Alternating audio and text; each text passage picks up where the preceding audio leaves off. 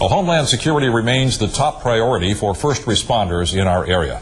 But we're finding out that getting prepared doesn't always happen overnight. Over the past 2 years, the Department of Homeland Security has allocated nearly $13 million in funds for fire, police, and emergency crews in our area. But as Mike Parker tells us, not a cent of that money has actually made it here. Mike.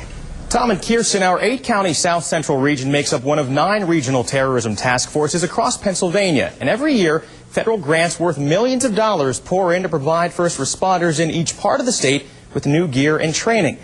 But something's going wrong. While other task forces across the state have already started buying new stuff with last year's money, well, we're still filling out the paperwork.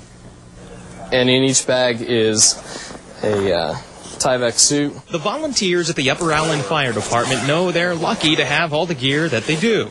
But ask Brian Barnes if it's enough. This is kind of a minimum, just enough to let us be able to do our job safely. We've been very deliberate. As head of Pennsylvania's South Central Regional Counterterrorism Task Force, Ted Wise wants to get more stuff for local fire and police departments as well as hospitals. And the money is already waiting. In fact, last year, the U.S. Department of Homeland Security set aside millions for our area. 6.5, 6 point something. So then why has none of that cash actually made it here yet? It's called 8 lawyers. Ted says the South Central Task Force, made up of 8 area counties, hasn't had trouble agreeing. They've just been slow to be safe.